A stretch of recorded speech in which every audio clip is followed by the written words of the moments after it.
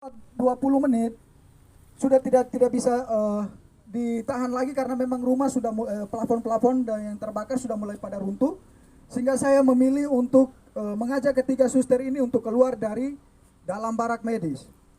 Pada saat kami berusaha untuk lari menghindari amukan KKB, kami memilih lari ke depan, mereka sudah menghadang kami pada posisi depan.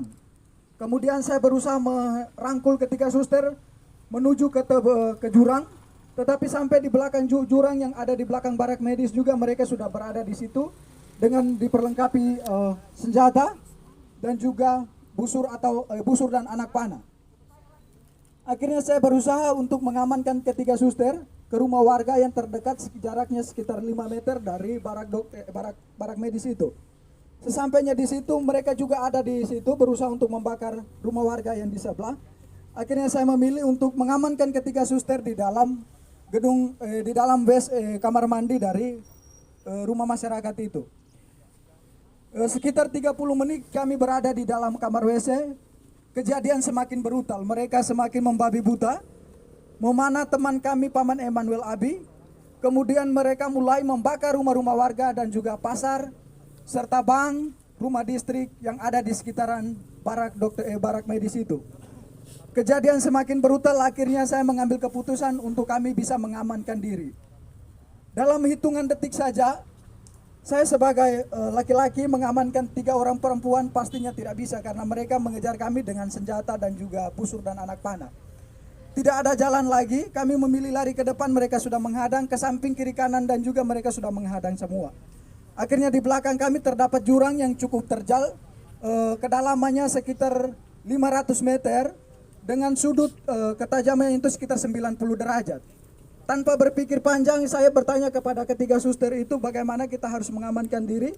Mereka menjawabnya, kita lompat saja.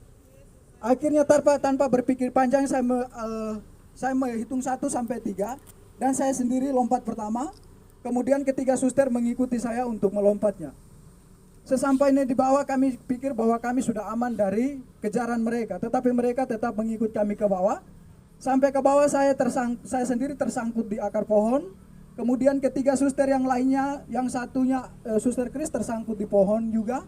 Suster Ella tersangkut di antara semak-semak. Kemudian Suster Anti dia melompat jaraknya sekitar 150 meter ke dalaman jurang ini gitu. Dan dia juga tersangkut di semak-semak. Mereka terus mengikut kami ke bawah, kemudian mendapati Suster Anti di bawah. Kemudian mereka naik, dapat lagi Suster Ella yang sekarang sudah ada di almarhum. Kemudian mereka dapat lagi Suster Kris. Saya sendiri mereka tidak dapat karena saya sembunyi di antara tebing dan juga akar-akar. Kemudian mereka mengumpulkan ketiga suster ini. Kemudian mereka semakin membabi buta. Mereka mulai menelanjangi suster dengan tidak membuka pakainya secara sopan, tetapi mereka menelanjangi dia dengan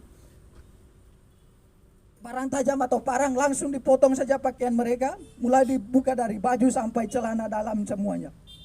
Mereka 3 ditelanjangi, kemudian mulai dianiaya secara tidak manusiawi. Paha mereka ditikam, muka mereka ditonjok, kemudian minta maaf tetapi kemaluan mereka ditikam juga dengan parah. Kejadian semakin brutal karena jumlah mereka semakin banyak. Akhirnya suster-suster ini tidak berdaya lagi. Mereka semakin lemah, akhirnya mereka pingsan.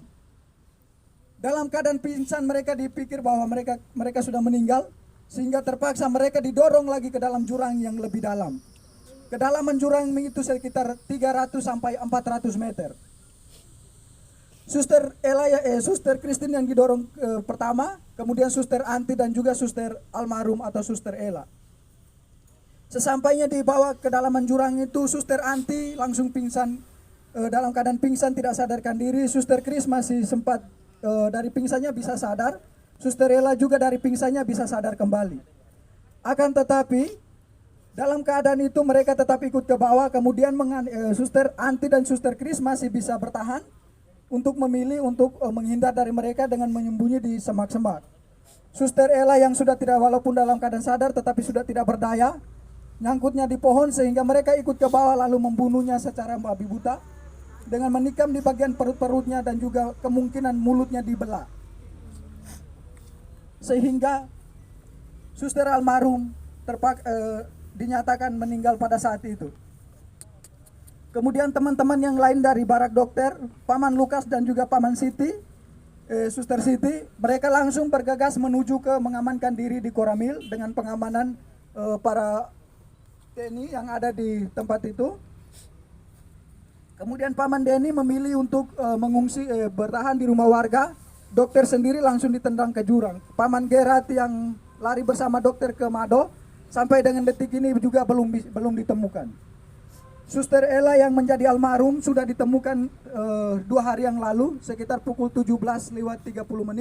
Kami berhasil menemukan dia bersama Suster Chris. Suster Chris bertahan selama 3 hari berada di bawah jurang itu. Puji Tuhan dia masih hidup. Yang meninggal hanya Suster Ella. Dia sudah ditemukan dalam keadaan tidak bernyawa. Mukanya sudah penuh pada belatung karena dibelah semua. Luka-lukanya sudah pada belatung semua.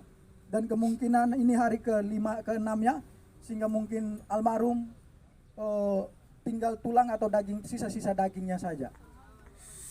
Kemudian Paman Lukas dan juga Pak Suster Siti langsung diamankan oleh pihak tentara yang ada di Koramil menuju ke pos